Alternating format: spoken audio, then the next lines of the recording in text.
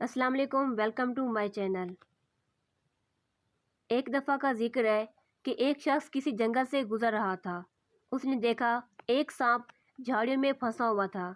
उस शख्स ने उस पर तरस खाकर उसको वहाँ से निकाला और आज़ाद किया। जब सांप आज़ाद हुआ तो उसने कहा, मैं तुमको डसूंगा। उस शख्स ने कहा कि मैंने तुमसे भलाई की है और तुम उसका मुझे ये बदला दे रहे हो।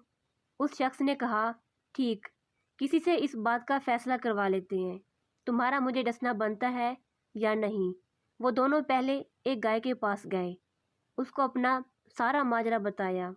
गाय ने कहा, नेकी का बदला बदी से है, क्योंकि मैं जब जवान थी तो बहुत ज़्यादा दूध देती थी, जिस पर मेरा मालिक मेरी खूब देखभाल करता था।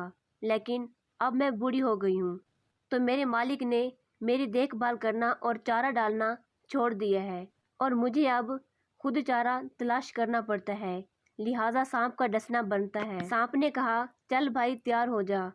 उस पर उस शख्स ने कहा कि एक फैसला किसी और से करवा लेते हैं। इस बार वो एक गधे के पास गए और इसे सारा मसला बताया तो गधे ने कहा, नेकी का बदला बदी से मिलता है, क्योंकि जब मैं ताकतवर था तो मालिक मुझसे खूब काम लेता था और अब जबकि मैं कमज़ोर हुआ तो मालिक ने मुझे घर से निकाल दिया। इससे साबित होता है कि सांप का डसना बनता है। इस बार सांप उस शख्स को डसने ही वाला था कि उस शख्स ने कहा कि सिर्फ एक मौका और एक फ़ैसला किसी और से करवा लेते हैं। सांप के हक़ में पहली 2 फैसले हो चुके थे तो सांप ने कहा, ठीक है, एक और आखिरी फ़ैसला किसी से करवा लेते हैं।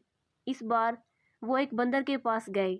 उस शख्स ने बंदर को सारा माजरा बयान किया तो बंदर ने कहा, मैं पहले मौका वाक़या देखूंगा और फिर फ़ैसला सुनाऊंगा। वो तीनों उन झाड़ियों के पास गए। बंदर ने कहा, सांप कैसे और किस तरह फंसा हुआ था।